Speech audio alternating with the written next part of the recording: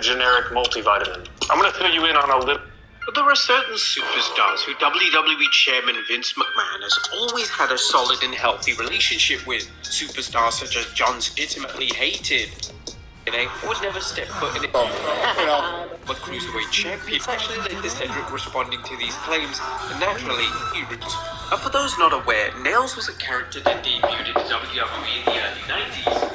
The character was an ex-prisoner who claimed that he'd been abused in prison by the Big Boss Man. And Nails was nothing special in the ring, and a number of people in WWE have stated that Nails thought he should have been a major star in the company. In one of the craziest stories in WWE history, Nails actually physically attacked Vince McMahon in what was supposed to be a civil meeting between the chairman and one of his talents. According to Bret Hart, this is how the confrontation went down. Vince had problems to deal with in Green Bay. For the past 6 months, he'd been building Kevin Charles as a psycho killer ex-con named Nails. Kevin cornered Vince in his office and screamed at him for 15 minutes about all the lies he'd been told. His yelling got so loud I got goosebumps on my neck as I listened from down the hall. Suddenly, there was a loud crash. Nails had knocked Vince over his chair, choking him violently until Lanza, Slaughter, and a swarm of agents teamed up to pull him off. Nails walked out and immediately called the police and accused Vince of making a sexual advance towards him. Vince was charged as sexual assault. The charges were dropped soon after. Some of the boys actually admired Nails for snatching Vince while covering his tracks to not get charged himself. The last thing Vince wanted was another scandal. Following the intense outburst, Nails would be quite rightly blacklisted from the WWE by Vince and would never be mentioned by the company ever again. Number 7. Rusev. Rusev had a complex relationship with Vince McMahon. When Rusev debuted on the main roster, he was presented well and he received a major push. However, when Rusev began to show more personality, this didn't sit well with Vince. The relationship was truly shattered when Rusev became incredibly popular thanks to the Rusev Day character. Rusev would become one of the most over superstars in the entire WWE, but Vince simply believed that WWE fans were mocking Rusev with the chant. Vince had no plans to push Rusev as a major babyface, and as the reactions got louder, Vince's dislike of Rusev and his character grew. This mindset was completely backwards and completely flawed. At one stage, the relationship between WWE and Rusev was on such bad terms that Rusev actually asked for his WWE release. This was when Vince personally added Rusev to the WrestleMania 34 card, but this did little to change Rusev's happiness or alter Vince's established opinion on the former US champion. Now fast forward to 2020, and Rusev will be released by WWE with the official reasoning being budget cuts. But it was clear that Rusev had fallen out of favor with the WWE champ a long time ago. Number 6. Randy Savage. During the 80s and early 90s, Macho Man Randy Savage was one of the biggest stars in WWE. For the most part, Savage had a great relationship with Vince. However, this began to change when Vince wanted to position Savage as a commentator on Raw. Savage believed that he had a lot more left to offer the company from a wrestling perspective, but Vince believed that he was simply too old to be wrestling. Savage was only in his early 40s during this time. Compare this to today's WWE, when it's often the case that superstars win their first world title in their 40s. When Savage departed the WWE in 94 for WCW, he would never return to the company. It was believed that Savage was blacklisted from the company and that Vince wanted nothing to do with the former multi-time WWE champion, as he took it rather personally that Savage jumped to WCW. Number 5. Dusty Rhodes. By the time Dusty Rhodes arrived in WWE in 1989, he was already a household name. However, when he signed for the WWE, Vince McMahon decided to give Dusty a gimmick which involved the former WCW champion wearing polka dots. The gimmick was given to Dusty because Vince wanted to embarrass him as much as possible, and it was said that Vince was never really a fan of his work. With Dusty now in WWE, Vince finally believed he had control over his destiny. Interestingly, Dusty would eventually be heavily involved in development and subsequent success of NXT. According to those in WWE, Dusty and Triple H had a tremendous relationship, which appeared to be a total contrast to the complex and hostile relationship between Dusty and Vince. Number 4. Gail Kim. To sum up the relationship between Gail Kim and Vince McMahon, look no further than the time that Gail described Vince as Satan. That'll tell you everything you need to know.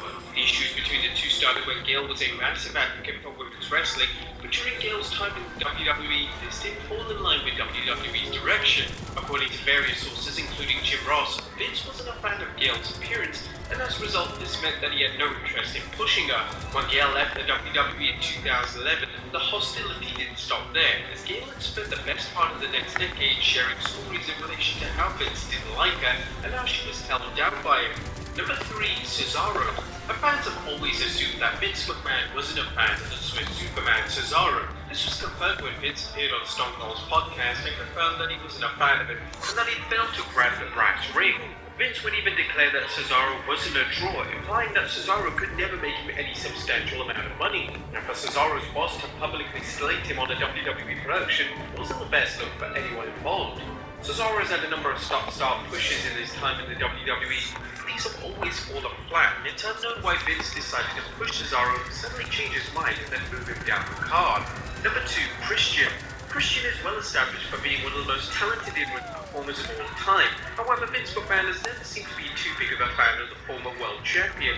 According to Bruce Pritchard, Vince wasn't a fan of Christian because he preferred larger-than-life figures and didn't think Christian had a great appearance. So much so that Vince actually disliked showing Christian on camera due to how much he disliked his appearance. Additionally, there were even rumors that Vince wanted to place a blue dot over Christian whenever he appeared on WWE television. This was so Vince personally wouldn't have to see Christian's face and he could focus on producing the show instead of being distracted by his appearance. And number 1 is CM Punk. When CM Punk first made his WWE debut back in 2006, it was clear that Vince McMahon didn't get what Punk was about as a performer. This continued throughout Punk's career, and the two would have a lot of conflicting opinions in relation to Punk's character and how he should be presented. The two had a rather public fallout in 2014, which led to Punk's WWE departure, and this fallout even involved Punk receiving his release papers on the day of his wedding. Even though Vince denies that this wasn't deliberate, Punk believes that Vince clearly wanted him to feel as bad as possible on the happiest day of his life. In recent years, it's been reported that Vince doesn't like Punk in any capacity, and he believes that Punk has issues. When there were rumors that Punk was returning to wrestling in the summer of 2021, it was said that Vince had zero interest in bringing him back. The fact that Vince has always been willing to bring back talent, has even held him up for money in the past, just goes to show how much hatred Vince has for the current AEW wrestler. There you have it, folks, 10 WWE superstars that Vince McMahon legitimately hates. Be sure to leave your comments down below, and I'll see you next time with some more wrestling content. You're in the lead. Take down that primeval, and this Gambit's yours.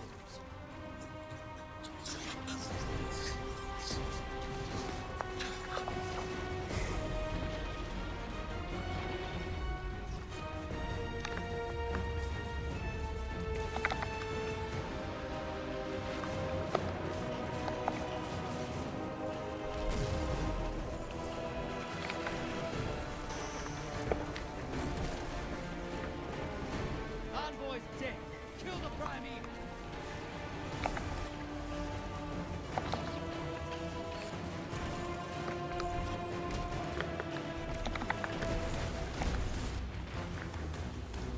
Embrace the darkness. Take out those guardians.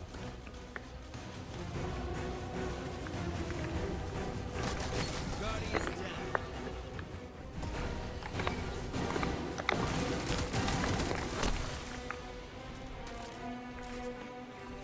Enemy invader down. You can relax.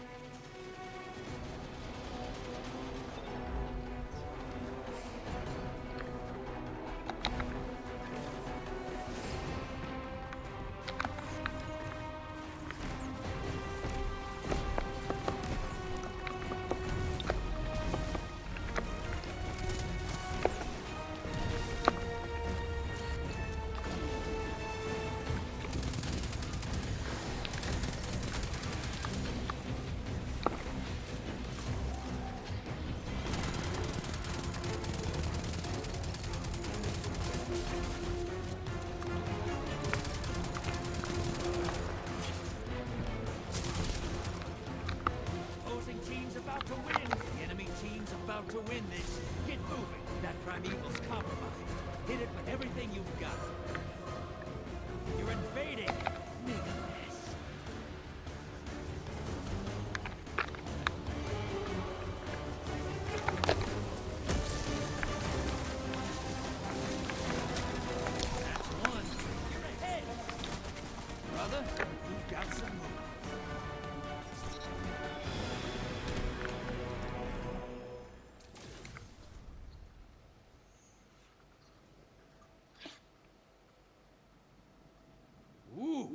It's quite the haul, thank you very much. Old Drifter's gonna put these moats to good use. Trust.